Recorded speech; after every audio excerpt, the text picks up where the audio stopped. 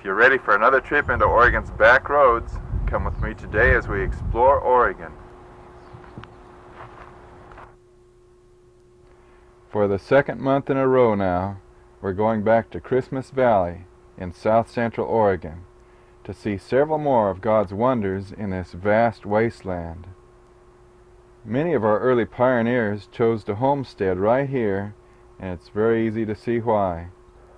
This high desert country contains so much beauty and so many interesting places that it's probably one of the hardest areas in Oregon to leave that I've visited for quite some time. Christmas Valley is 60 miles southeast of Bend, and it's really just out in the middle of nowhere. We'll take another look at this vast valley from Table Rock, then back by Fort Rock to the Devil's Garden, then the abandoned Harrison Place, Big Juniper, Derrick Cave, South Ice Cave, China Hat, the Dome just before Paulina Lake, then the town of Christmas Valley, Crack in the Ground, the Sand Dunes, and the Lost Forest. Since Table Rock is over 1 mile above sea level, you can see from a long ways from the top. It has some sort of a TV translator up here. Way down at the bottom of the valley you can see a big flat basin. And that's what was once Silver Lake. Because of lack of rain, it's dried up like most of the other lakes in the area. If you look real close, you'll see Fort Rock up at the top, and then we'll slowly swing across to Christmas Valley. Back in the 1970s, this land around Christmas Valley was being promoted, and lots of it was sold.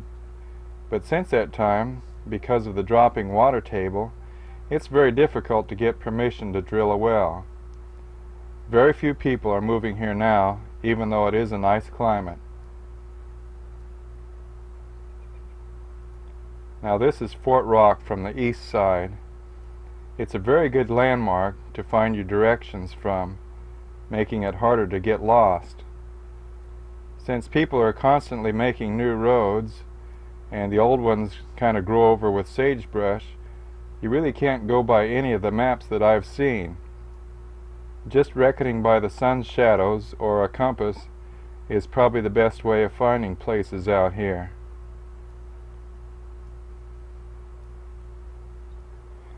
If you go by this old barn, then you know you're probably on the right road to the Devil's Garden. It's just a little ways further, and there's a fence on the left that you can open and pass through. You always need to close the gates behind you to keep the livestock in. If you miss the first gate, you can go through the second like I did. I could see that I was on the right road when the two roads came back together, and also the main road just followed the lava field.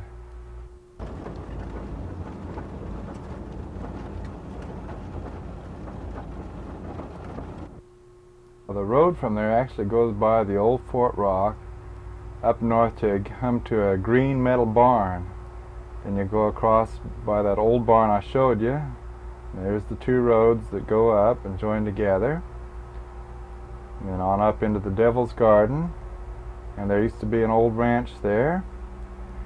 Actually, there's a new road that the grader just put in from the Derrick Ranch that goes through that's a lot better.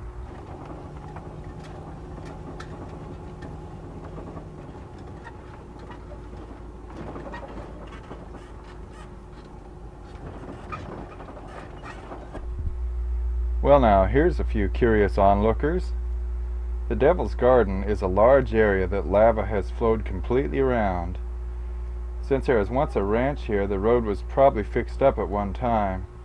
You can see I've tried piling some big sticks and rocks up here to drive over the first big bump, but after walking further up the road I could see that no van could make it over these lava flows. The road just goes right over the top, even though some of them are 6 or 10 feet high. Out in the middle is an island of normal desert that was untouched by the molten lava that completely encircled it. Now there are fresh tire tracks on the road, so that means that a Jeep or something short and high has been driven through here recently.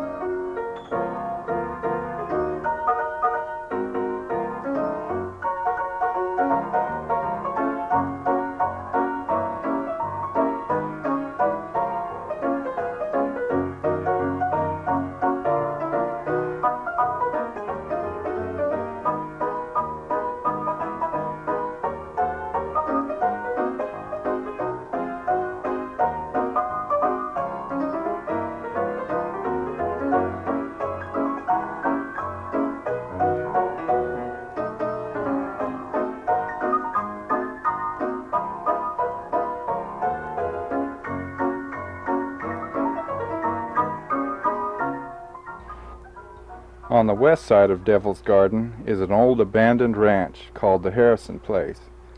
Homesteaders' wives needed something green in the middle of this gray desert. Nearly all of them planted a matrimony vine. It made a nice shade for the kitchen and was kept alive by throwing the dish and scrub water on it. This one's still alive after years of being neglected in a land where rainfall falls below 5 inches in some years.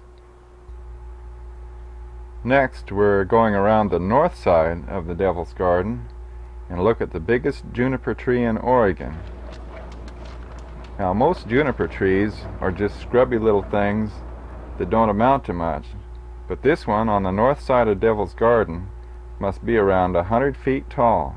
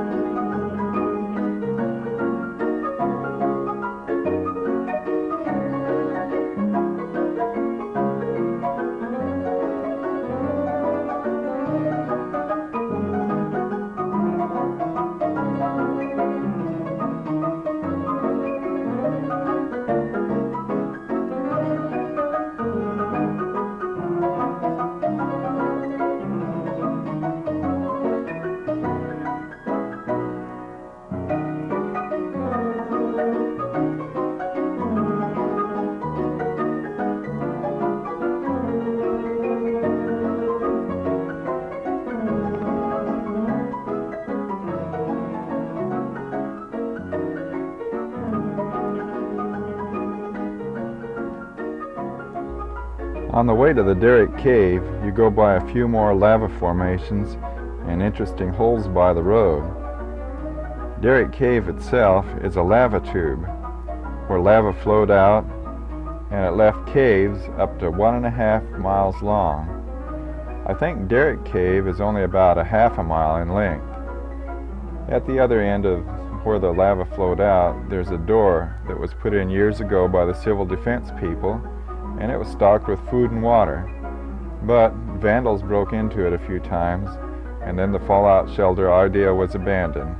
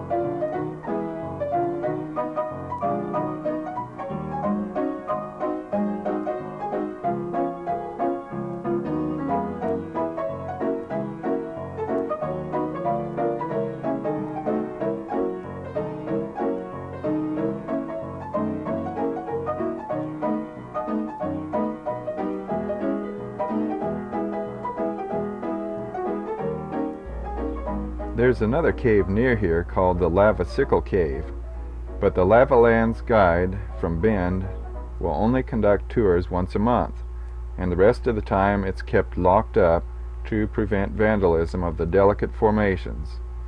To get into it, the same as into the South Lava Cave, you have to crawl through a narrow opening at the start. Then it becomes larger once inside. China Hat is an old extinct volcano. There's a nice campground here, and there's a road to the top where you can look into the crater. Next we headed west to see Paulina Lake, which is another formerly active volcano hotspot. I just didn't think about one little detail, and that's the elevation. And in May you just can't get up there. Here at the Dome there's only 3 more miles to go, but I guess you can see why we didn't try it. Too much snow. Paulina Lake will just have to wait until another time. Coming back down the mountain, you get a splendid view to the east, and you can even more clearly see China Hat's flat crater top.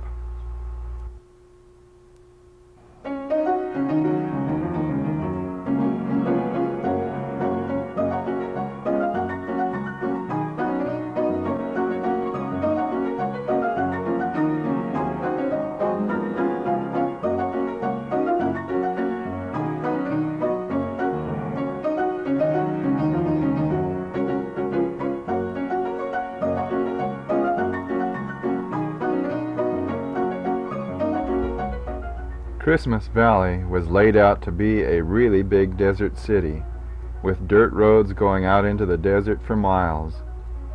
With its nice climate, which includes 320 days of sunshine a year, the lots were selling good for a while. Then when the water table started dropping, the restrictions on drilling any new wells became so tight that it appears that Christmas Valley will probably never be able to grow much bigger than it is right now. A little north of town, and over a very bumpy road, is the crack in the ground. You can walk through this picturesque fissure for almost the entire length, which is probably around 3/4 of a mile. You do have to go through a few narrow places and over some big boulders, but it's really an interesting hike.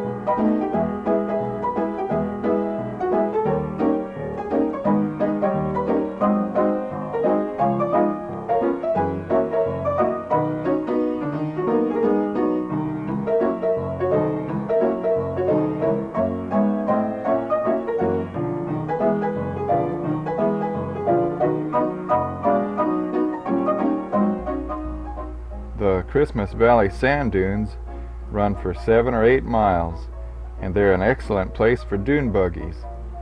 It's just like the coast, but no ocean. It took scientists quite a while to figure out how this pine forest survives on only 1/2 the rainfall needed. It's just one of God's many wonders. Somehow the sandy soil retains moisture and the roots go very deep. How this forest ever got started still remains a mystery. There's nothing but sand and sagebrush for at least 10 miles.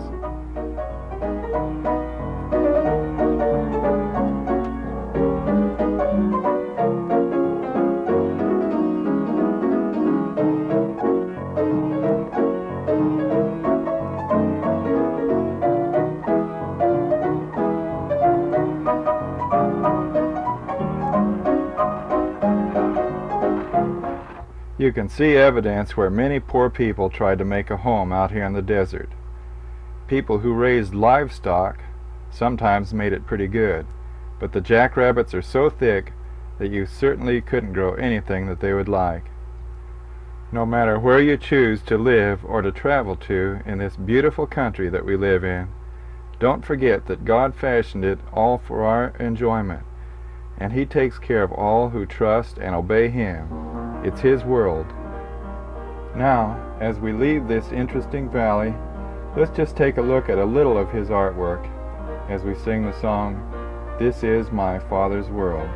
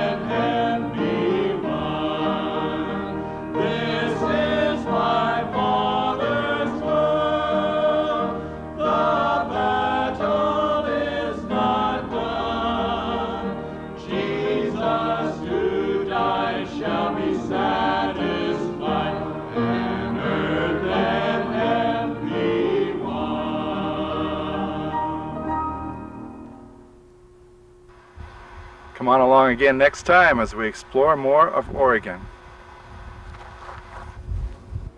Next week, we'll start at Astoria for the first half hour of Oregon Video Map number 1. We'll visit every town and scenic place of interest in the entire northwest corner of Oregon. We will travel all the primary and secondary roads and try not to miss anything, so you can see everything the same as if you traveled all these roads yourself. There will be 4 half-hour trips making up the entire 2-hour video, in which we'll cover 1,000 miles of roads. You'll discover more ghost towns, old forts, parks, and a shipwreck, and more of Oregon's scenery at its best. Come back every week and explore more of our fascinating state.